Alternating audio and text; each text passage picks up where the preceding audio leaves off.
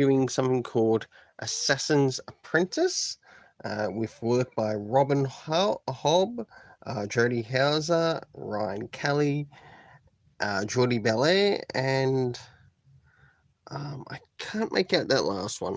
But let's move into first things first. Does this cover in any shape or form connect to something that is happening inside with the story? Sure enough, it does, which just actually centers around the main character of the story, or the character that will be known as the main character in the story, to which I give it an 8 out of 10. It's now time to move into looking into the internal art as we look around the beginning, of course, the end. So jumping in the first things first, and as the story begins, or as some parts around the story begin, we have the character basically being dropped off to a location to which we believe it's his mother dropping him off, and he's basically being put under the mentorship of this particular person that we meet, to which I think his name is Jason, if I'm understanding this story correctly. So we'll jump a little bit more closer to the middle, and as we start to move towards the middle, we get to see something that's connected to this particular character. And we learn that this character is called, or he's actually the bastard son of Prince Chivalry, which is very interesting. We do actually get a name for him, and it's Prince Verity, which is very interesting. And this is actually a story that grabbed my attention through my LCS website on their main page. And last but not least, towards the end of the story, and we start to see that there's something somewhat different with this character. So, for the internal art rating, I gave a 7 out of 10. Now it's time to move in relation to the story rating and the things that make up the story. Seeing that this is sort of like a beginning of a new series, I will not require references straight away. Maybe not until later on in the series. And first things first, the first area we do actually begin of is the area of time, to which this character's birth, I think, took place, roughly 7 years ago. So we've got a bit of a rough idea with the character's age of when they start to come under the tutelage of the person.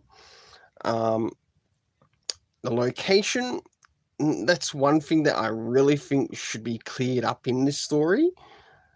And last but not least, the cast of characters consisting of Prince Verity, to which I believe this is, who is also Prince Chivalry's son.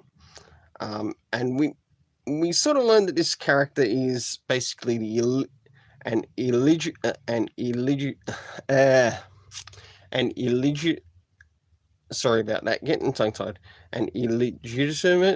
child to the throne. And we don't really get to find out his mother's name, which is a slight disappointment. But we do actually get to learn a little bit about the person known as Jason, and he ends up bringing him to someone else who he works under. So it's very interesting. I must admit, this story does grab my attention. I want to learn more, but the thing is, on top of this, it is a very limited series, which I think, if I remember, has 6 issues.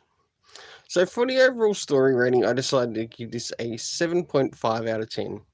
Until then, let's keep it colourful and have yourself an awesome day.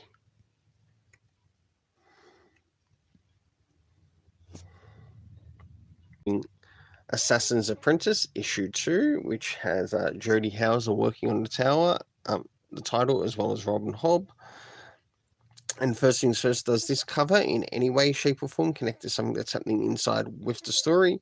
Sure enough, it does, to which I give it a 7.5 out of 10. Now moving to the next thing, and that is the internal art, as well as some of the things that are happening story-wise.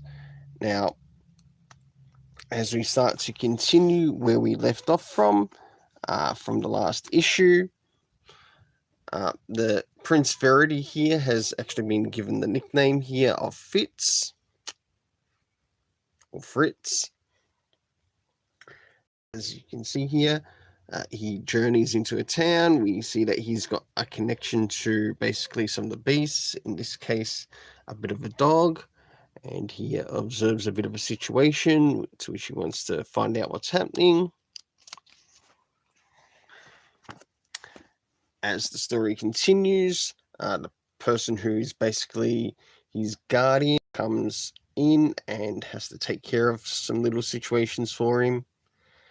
And there are some things that he's also withholding from telling the ruler or the king from his region, as he's been given permission to sort of like watch over the kid and make sure nothing goes wrong, basically in apprenticeship.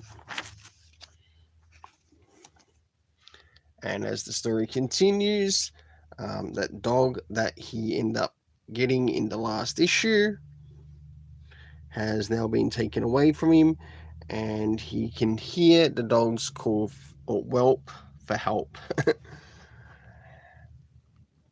I'm definitely looking forward for the next issue, as I quite like the upcoming cover.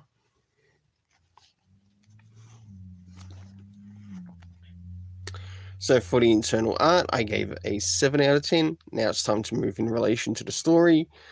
First things first, did we have anything in relation covering the area of time? No, we didn't, which is really disappointing, but it would really nice to get a rough idea when this is meant to be taking place time-wise. I don't care if it's like pointed out as medieval times and you set like a medieval time era as to when it would be. That's the setting I seem to get from the story, so we're probably looking around maybe 1000 to 1200 AD. The location, I've got no idea where this is meant to take place location-wise in this world. I don't even know if it's meant to be taking place on this version of planet Earth. I've got no idea at all. It would be nice to actually get more depth in regards to that in the story, but doesn't negate from how the story has been. We'll soon find out when we get to that. Last but not least is the cast of characters, to which we have, of course, this character who is called Fritz, sort of like has a bit of a nickname for him, just to try to keep him low profile identity wise. And in the process, the character ends up meeting Molly and Linda, to which I give the story a overall rating of 7.5 out of 10. Until then, let's keep it colourful and have yourself an awesome day. I'm back again for another indie comic review, and in this indie comic review, we'll be covering Assassin's Apprentice, issue 3, which is worked on by Robin Hobb, Jodie Hauser, Ryan Kelly, Jordi Belair, and Hassan Albanoz. And moving into first things first, does this cover in any way connect to something that's happening inside with the story? Sure enough, it does, to which I give it a 7 out of 10. I will now prepare it and now internal art as we get to follow the journey of the character in this. Now, we have Burik here, who's basically escorting the main character, who's now sort of like become, in a way, a nameless nobody royal. But he also gets called by the name of Fitz. And as the journey continues, he ends up meeting with someone who's a little bit older than him on the journey.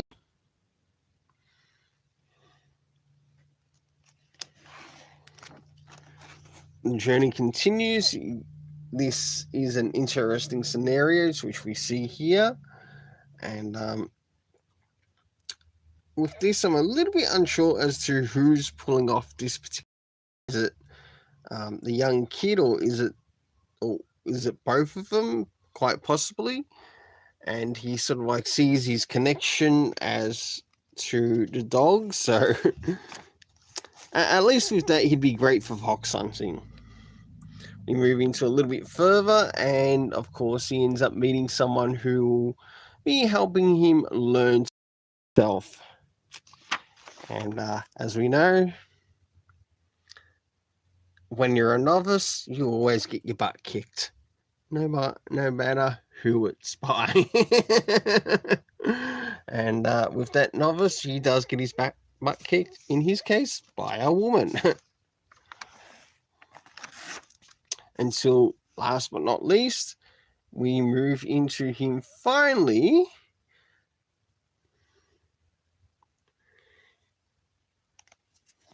entering his apprenticeship.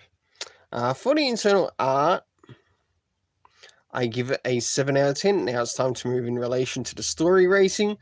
First things first, did we get any indication as to what time this is taking place? No, we didn't. Location weren't really clearly pointed out, but you were able to make out some things, but not enough to actually get written down or recorded. The cast of characters consisting of Burrick and Fitz, to which I give this story a 7 out of 10. Now, until then, let's keep it colourful and have yourself an awesome day.